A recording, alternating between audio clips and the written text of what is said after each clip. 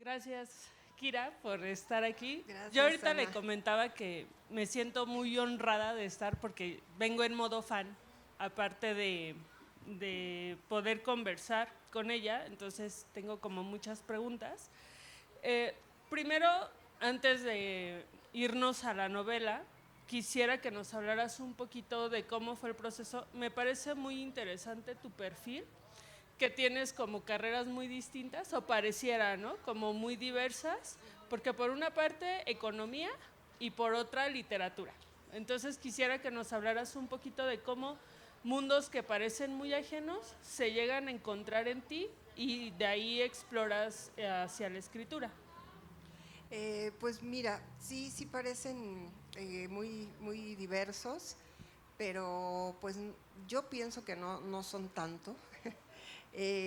Yo escribo desde muy joven, desde que tenía 16 años y estaba en la preparatoria. Escribía poesía y luego a la hora en que yo tuve que enfrentarme a escoger carrera, fue un dilema entre letras o alguna otra carrera. Y mucha gente me dijo que si iba a letras, pues me iba a formar más como crítica literaria que como creadora y que podía apagar la creatividad.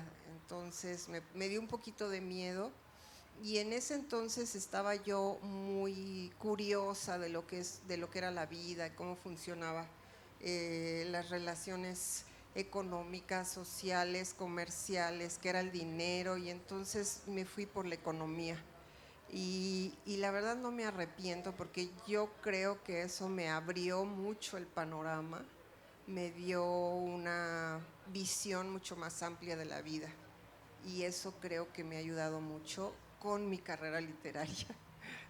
Sí, al final como todas las experiencias y los conocimientos van conjuntando, ¿no? Algo.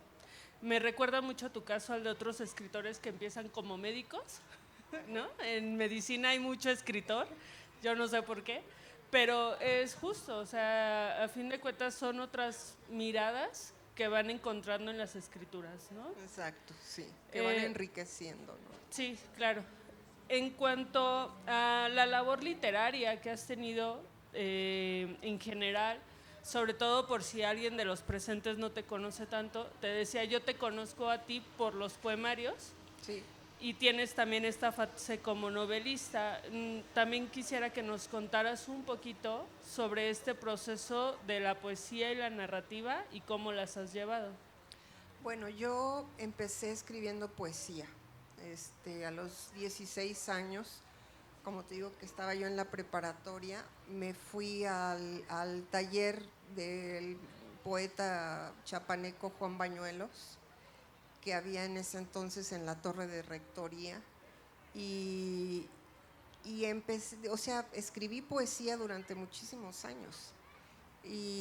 Pero llegó un momento en que yo tenía mucha tentación de escribir novela, de escribir narrativa. Y inclusive era yo cuentista de closet, porque por ahí tengo un libro de cuentos, pero es poco conocido. Y quería lanzarme a la novela y un día me decidí, ¿no? Así dije, si no lo hago ahorita, no lo voy a volver a hacer, no lo voy a hacer nunca. Y pues sí, esta ya es mi quinta novela. No, y al final creo que esa línea poética no se pierde, ¿no? Esta novela tiene muchos tintes, muchas metáforas, que Sí, ahorita quiero compartir algunas, sí, pero se nota esa formación, ¿no? Que has tenido. sí, sí, yo pienso que la poesía enriquece a la narrativa definitivamente, ¿no? En cuanto a tu proceso creativo, te mencionaba ahorita, a veces cuando queremos escribir, resulta muy complejo entre todo lo que hacemos en el día, ¿no? Entonces, también quisiera, si nos podrías compartir un poquito, porque decidir ser escritora en esta época en el que parece que el mundo va demasiado rápido y la escritura requiere sentarte, concentrarte y dedicarle horas, tiempo y demás. Sí. ¿Cuál es tu proceso o qué nos podrías decir sobre ello? Bueno, pues yo te podría decir que es complicado porque en primer lugar dedicarse a la escritura pues es muy poco rentable, ¿no? La verdad es que uno no vive de sus, de sus regalías, ¿no? Tienes que hacer 500 cosas más para poder sobrevivir, ¿no? Tienes que, pues no sé, escribir artículos en periódicos o revistas o dar conferencias, hacer otro tipo de trabajos para medio tener un equilibrio y poder dedicarte a la escritura, aparte de lo que es la vida diaria, ¿no? Este, que te implica pues quitarte muchísimo tiempo. Es complicado, pero una vez que logras asentarte en esta costumbre de tener una disciplina, pues ya se vuelve, pues ¿cómo podríamos decir? Pues como una segunda naturaleza, ¿no? El sentarte a escribir, a trabajar todos los días, ¿no? Por horas. Sí, como dices, ya pues eso te dedicas, ¿no? Y es Exacto. hasta elegir, ¿no? Muy bien, Sí. muchas gracias. Quisiera que nos centráramos ahora en la novela, sobre todo para que la conozcan, para que se interesen. La verdad yo la disfruté mucho. Yo trabajo en salas de lectura y ahorita estoy trabajando con jóvenes de prepa y les gustó mucho la novela.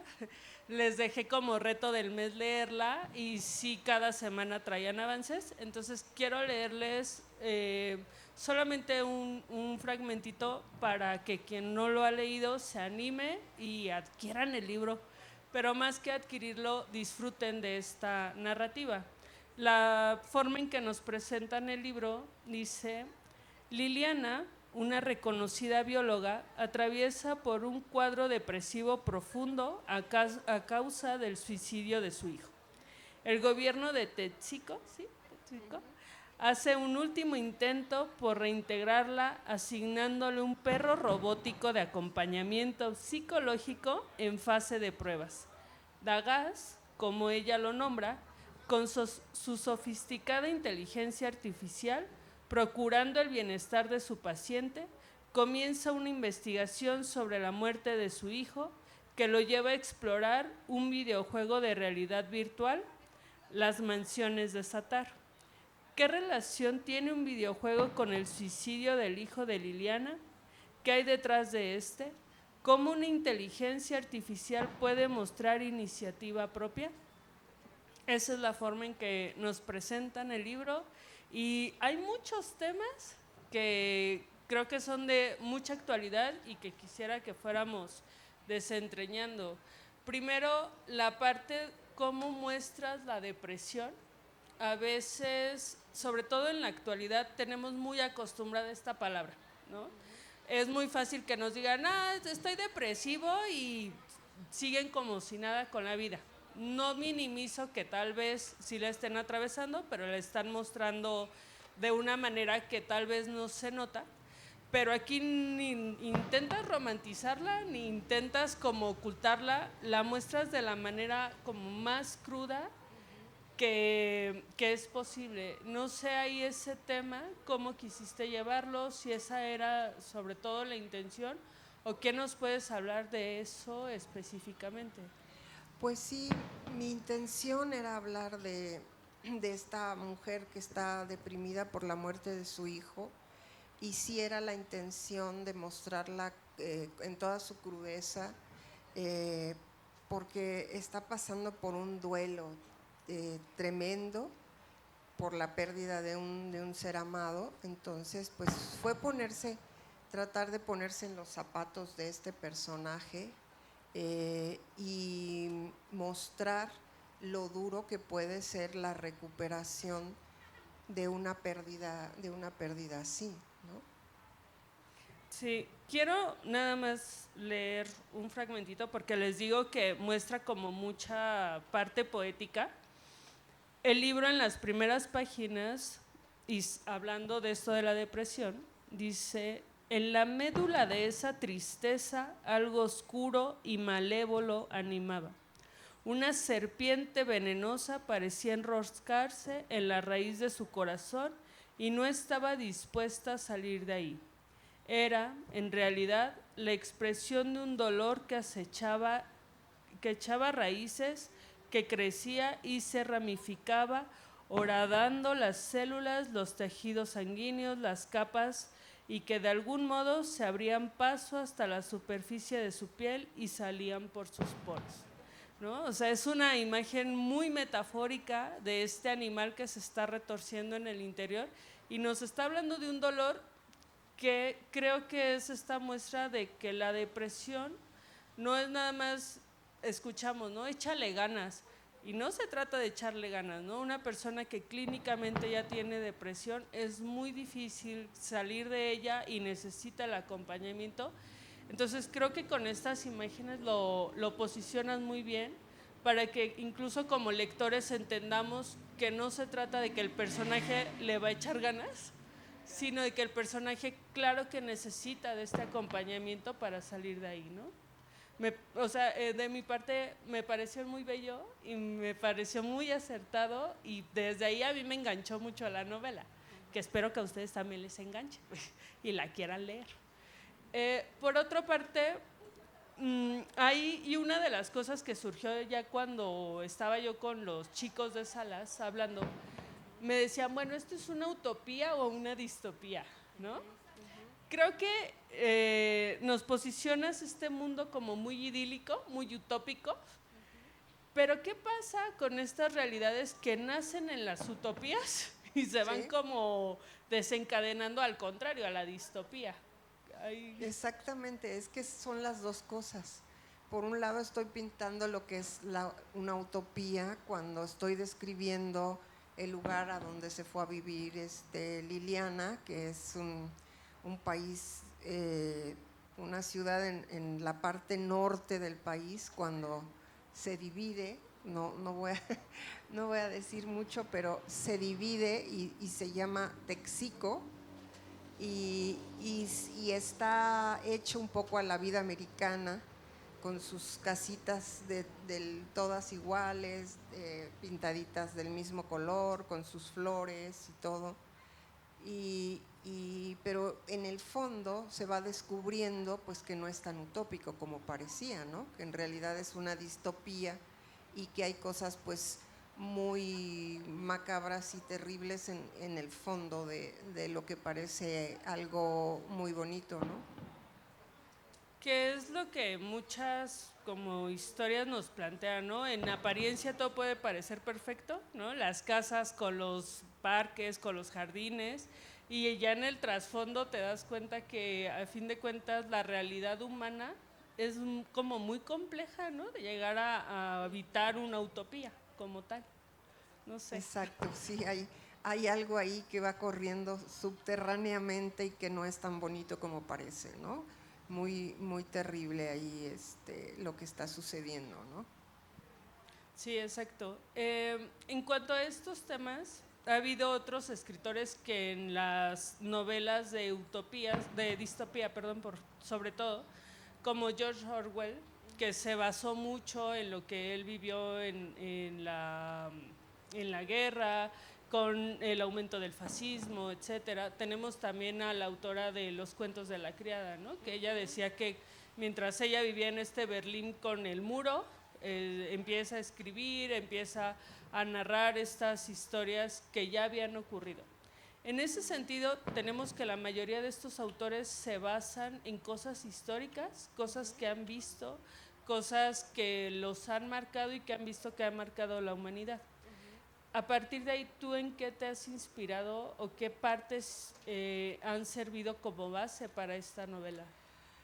Pues mira, yo por ejemplo me fui a la historia de México, a este episodio cuando se vende la mitad del territorio mexicano a través de este señor que ahorita se me fue el nombre, de Santana, sí, exactamente. Y entonces dije, bueno, si eso ya pasó una vez, puede pasar una segunda vez, ¿no? Y entonces ahí es un poquito esta cuestión de que Como la historia sucede unos, no sé, 30 años más adelante, estamos especulando que la situación del narco se ha vuelto tan insostenible que en un momento dado se decide partir el territorio a la mitad. Y entonces los estados del norte se sanitizan, se podría decir de esta manera, ¿no?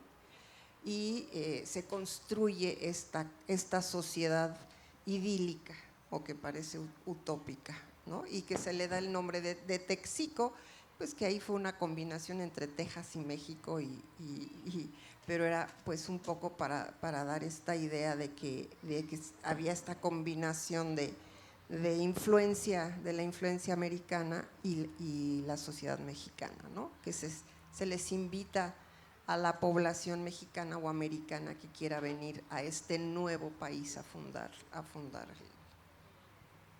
Que ahí creo que de manera hasta política, social, marcas cosas que pasan y que pareciera que ya no hay solución, ¿no? Por ejemplo, plantea la novela que como ya la violencia era tan marcada, se llega a este acuerdo y viene una intervención extranjera, ¿no? Y es una intervención militar terrible, ¿no?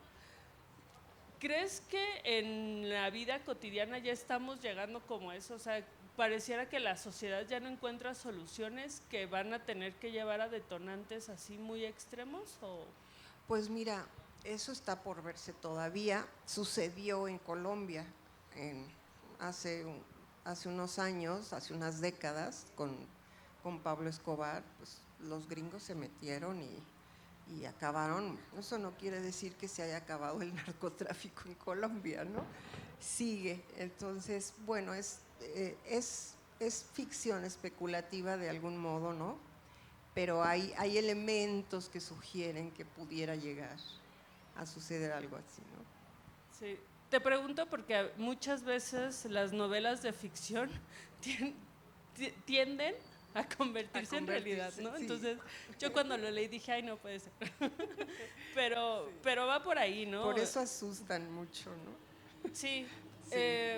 Y creo que también esta parte que tu formación tan analítica, ¿no? Te permite como vislumbrar algunas soluciones, ¿no? Sí. Bien, también otra de las cosas que perduran mucho a lo largo de la novela es como esta conexión con la naturaleza. En este mundo idílico, en este país transformado, ya todo es como muy ecológico, ¿no? Dice que, por ejemplo, el detergente ya no contamina el agua, que ya hay solamente lo de las energías renovables. En ese sentido, no sé, me parece que es un poco un llamado hacia lo que deberíamos de ir encaminado, porque dice muy claro en una parte del libro que ya no hay necesidad de utilizar los contaminantes o estas energías fósiles, ¿no? En ese sentido, ¿qué nos puedes hablar? Pues esa parte fue un poco, pues un poco, como diría, como un deseo mío de que ojalá dentro de unas décadas tengamos más conciencia como sociedad al daño que le estamos haciendo al planeta y que sí de verdad se tomen medidas que en realidad no serían tan difíciles, sino simplemente un poco de voluntad, pero pues sí voy enumerando todo ese tipo de cosas pequeñas, ¿no? que se podrían fácilmente solucionar, tratar de no contaminar el agua, el aire a través, como tú dices, de, pues no sé, vehículos de energía solar en lugar de gasolina, ¿no? O tener fuentes de energía más limpias, ¿no? Que en realidad a la larga pues nos beneficiarían a todos en todos sentidos, ¿no? Sí. Y bueno, ya acercándonos a esta parte de la inteligencia artificial, les recomiendo mucho el libro, sobre todo esta parte del perrito de acompañamiento. Llega un punto en el que dices, se supone que es la IA, ¿no? pero tiene muchas actitudes muy humanas y llega a ser muy empático con ella en su proceso y hasta empieza a decidir y a decir, bueno, esto creo que ahorita no le conviene saber y demás. Ajá. ¿Crees que la IA se va acercando a humanizarse? Y, y bueno, ahorita te hago otra pregunta, pero por ahí. Claro, pues es que un poco la idea fue hacer un espejo entre la inteligencia artificial y los humanos. Entonces, yo planteo de alguna manera que la inteligencia artificial se está humanizando y el humano se está deshumanizando. Y que hay pues esta contradicción, ¿no? Y que si no tenemos cuidado, pues eso es lo que va a suceder y de lo que de alguna manera ya está sucediendo, porque ya la inteligencia artificial ya inventa de repente o miente o hace cosas que son comportamientos típicamente humanos, ¿no? Entonces hay que tener cuidado con ella y otra de las cosas que yo quiero plantear pues es precisamente esta cuestión de tratar de concientizarnos hasta dónde puede llegar y, y el mal uso que se le puede dar si cae en las manos equivocadas, ¿no? Sí, porque aparte él tiene acceso a cualquier cosa, ¿no? Desde los archivos policiales hasta casos clínicos. O sea, por un lado dices que es simpático, pero ya analíticamente dices qué miedo, ¿no? Porque Pues tiene sí. acceso a todo. Y la otra pregunta era en este sentido, esa deshumanización de las personas, aquí planteas incluso que todos hasta parecen ya la misma cara, ¿no? El mismo rostro, las mismas facciones, que el color del cabello ya no es el natural, o sea, ya no está de moda traer un tono natural. Ajá. Ahí lo haces de una manera muy bella, llevar al extremo de que como humanos estamos perdiendo la esencia de ser humano, pareciera, ¿no? Como lo básico y queremos cada vez hacernos más artificiosos y eso nos lleva a despegarnos hasta emocionalmente de las otras personas. Sí, de alguna manera como que nos estamos uniformizando en muchas cosas, ¿no? Estamos olvidando qué es lo que nos hace individuos diferentes unos de otros. Sí, el libro en ese sentido a mí o sea, me hizo pensar mucho. También estas descripciones, las personas que pareciera que están al mando de la sociedad, que están tomando las decisiones, las describes que son muy jóvenes y que hay muy pocas personas ya de edad adulta, ¿no? La protagonista es una persona de 60 años, más o menos, eh, y dice, yo ya no veo personas como yo, ¿no? Ahí hay todo un tema sobre pareciera que perseguimos la eterna juventud, ¿no? Y que estigmatizamos mucho el hacernos mayores y la representatividad de personas adultas cada vez se ve menos y es como Sí. busca medios de mantenerte joven.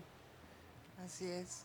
Y una de mis intenciones, primeras intenciones fue crear este personaje femenino que fuera una mujer mayor, porque siento que en la literatura hay muy pocos personajes de mujeres mayores, casi siempre son mujeres jóvenes eh, que se les objetiviza y yo quería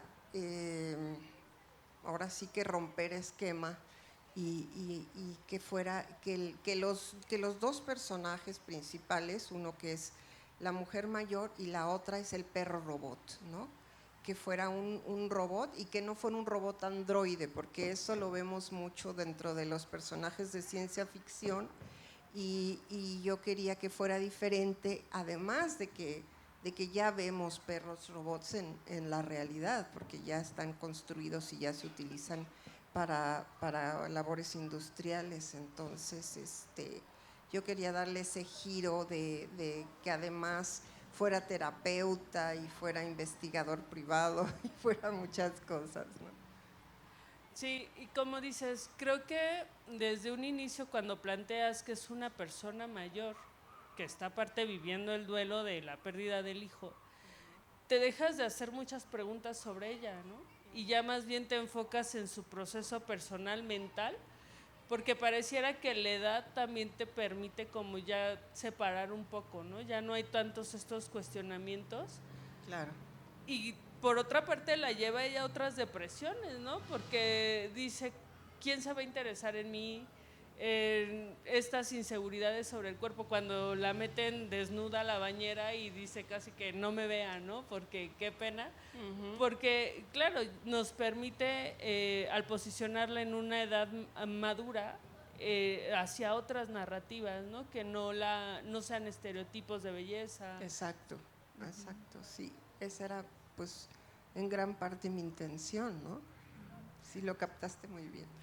No, me pareció, es que en verdad les digo, yo sí parezco fan hoy, pero me parece muy bien construida el relato desde los personajes principales, ¿no? Porque como les das tantas capas, les das tantas aristas, que pareciera que nos estás contando solo una historia, pero detrás de ella o en el fondo hay como mucho que se puede analizar desde la sociedad actual. Y creo que la fantasía y estas historias de utopías nos permite, o siempre nos ha permitido eso, ¿no? Que es un análisis social sin que te digan te estoy analizando, te estoy regañando o te estoy advirtiendo, ¿no? Es como Exacto. todos estos procesos escondidos que ya cuando lo lees dices, ah, creo que eso está pasando y no me da cuenta. Es que por eso me gusta la ciencia ficción, ¿no? Porque te permite hacer este juego de, pues podríamos decir, de espejos y darte una perspectiva desde, aparentemente desde fuera o desde el futuro, pero de algo que ya está sucediendo en la sociedad de algún modo, ¿no? Sí, la ficción siempre nos va a permitir incluso llevar al extremo la realidad, ¿no?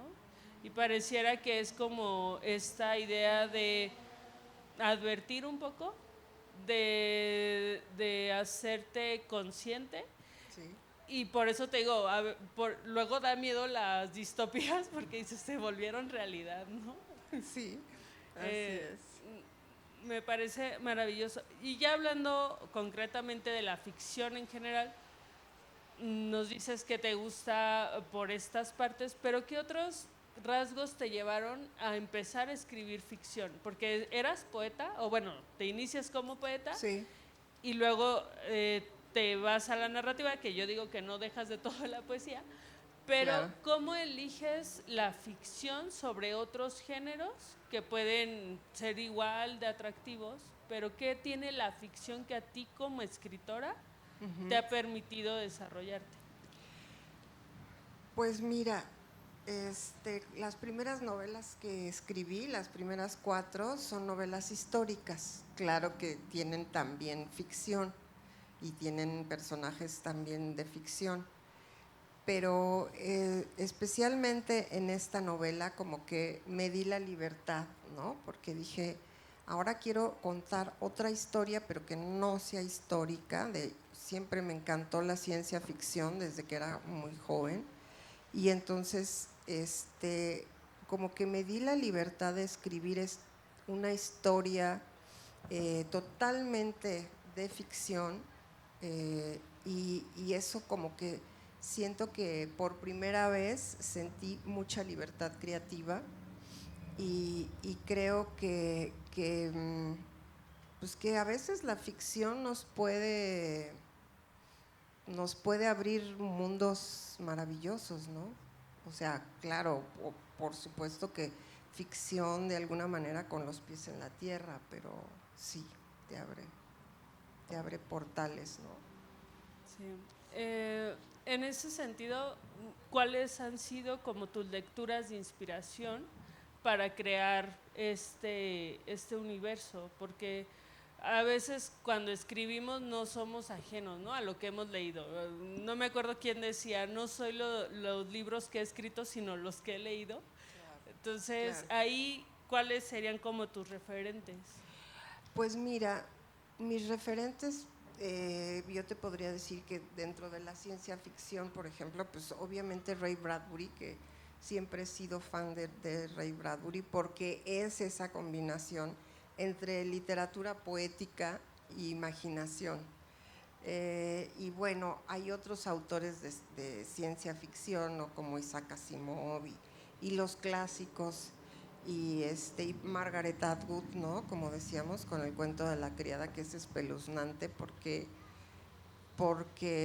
pues sí, de alguna manera ahí está el fantasma terrible de la derecha, ¿no? Y y bueno, el otro que citabas, por ejemplo, el de George Orwell, pues no sé, hay varios libros que podrían ser así como claves, ¿no?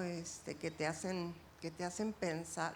Un mundo feliz de Aldous Huxley, por ejemplo, también, ¿no? Son libros clásicos, pero que de alguna manera plantearon estas preguntas que nos seguimos haciendo, ¿no? ¿Hacia dónde vamos? Que de hecho pareciera como que lo sitúas ahí, ¿no? En esta sociedad tan perfecta, como en un mundo feliz que parece todo funciona muy bien, y ya te empiezas a salir y dices, esto está muy mal, ¿no? Ajá. Sí, Así es. eso es como la mayoría o la maravilla de escribir las distopías, ¿no? Las utopías disfrazadas, Sí, que ya en el trasfondo dices, ay, qué horror. sí. Bueno, pues, o sea, nuevamente, yo disfruté bastante la novela. Es en serio que la tienen que adquirir. Mira, hasta tengo muchas notas. Ahí, espero no te ofendas, porque yo sí rayé todo tu libro. Sí, qué padre. Eh, ah, eh, otra de las cosas, y que creo que es uno de los temas fundamentales, es que la protagonista se culpa mucho por el acto del hijo, por el suicidio. Y se cuestiona muchas veces y dice, ¿qué es lo que yo no vi? ¿Qué es lo que yo no detecté? ¿Qué es lo que yo pude haber hecho para evitarlo?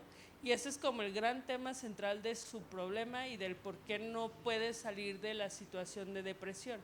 Porque está en de yo pude haber hecho algo. Y creo que eso es algo que muchas de las personas que hemos tenido cerca a alguien que ha tomado esa decisión, nos quedamos con eso. Y más allá de entender la decisión de la persona, es quedarte con el vacío de yo que no vi y esa frustración. Me parece muy interesante y que lo tocas el tema de una manera hasta muy respetuosa, pero sí quería comentar contigo y qué nos puedes decir, porque creo que es uno de los grandes como temas con los que se queda la persona de, de los suicidas, ¿no? O sea, ese de yo pude haber hecho algo, ¿no? Claro. Sí, yo creo que es una parte del problema de cuando alguien cercano se suicida, queda esta culpa terrible pesándole a los que sobreviven, ¿no? ¿Qué pude haber hecho yo para evitarlo? ¿Por qué no me di cuenta? ¿Qué fue lo que no vi, ¿no? Que podía haber visto y que no me di cuenta. Y sí se queda esta culpa ahí clavada de una manera terrible en los sobrevivientes, ¿no? Sí. Que también, o sea, les digo, no es lo que me gusta de la novela es que no lo martirizas, o sea, no lo pones como la mártir, no lo haces como si fuera algo terrible, sino que es algo natural que puede sentir la persona, ¿no? Es Sí, algo con lo que inevitablemente te vas a quedar y pues hay que sanarlo de alguna manera, aunque pareciera muy difícil, ¿no? Porque desde el hecho de decir respeto la decisión de quien terminó con su vida es muy complejo socialmente decir, bueno, fue su decisión, no nos quedamos con esa idea, ¿no? Al contrario, decimos, ¿qué? así es, sí. Sí, Me, es un peso muy difícil de sobrellevar. me parece una manera que muy linda y muy respetuosa en la que lo tratas y que llevas al personaje por estas pues dimensiones emocionales y psicológicas a partir de ese detonante. ya para ir cerrando, me gustaría que nos hablaras un poco ya de manera general para ti qué ha significado esta novela desde escribirla hasta ahora, verla ya en el papel, en las manos de otros. Para ti este proceso, sobre todo porque nos dices que es la primera ya de ficción totalmente, entonces no sé si nos quieres compartir para ti esta novela, qué, qué te representa o qué te significa. Pues mira, para mí ha significado mucho porque, como te decía yo, es como un hito en mi carrera porque sí representa esta un poco como liberación creativa y el hecho de abordar un género que además no necesariamente es un género que esté abordado mucho por mujeres, se considera más como un género masculino, entre comillas. Entonces eso me hace sentir muy contenta y muy satisfecha y sí me ha dado muchas satisfacciones porque además creo, y ese era un poco mi objetivo, tocar varios temas, ¿no? La vejez, el suicidio de jóvenes, que creo que se habla poco de este tema, y creo que es un tema muy importante. Y bueno, el tema de la inteligencia artificial, qué vamos a hacer con ella, si le vamos a poner leyes, la vamos a acotar, la vamos a restringir, o la vamos a dejar en total libertad. En fin, creo que plantea muchas preguntas muy actuales y que creo que es importante que nos pongamos a meditar en estos temas, ¿no? Entonces, para mí ha sido muy satisfactorio. Bueno, pues nuevamente felicidades. Yo disfruté mucho, en la sala de lectura disfrutamos mucho el libro y yo espero que los asistentes y que el libro llegue a muchas manos y que los jóvenes, sobre sí, todo me interesa mucho que los jóvenes la lean, qué bueno que la estén leyendo en salas de lectura. ojalá que sí. Y bueno, pues muchas gracias. Para mí fue un gusto, un honor estar hoy contigo. Muchas gracias. Y pues gracias a los asistentes. No sé. Sí, sí, sí. El libro lo tienen aquí por si lo quieren comprar, si lo pueden firmar. Sí, sí, claro, sí. Entonces, si lo quieren adquirir, aprovechen, se van a llevar una gran historia que van a disfrutar un montón. Muchas gracias. Muchas gracias.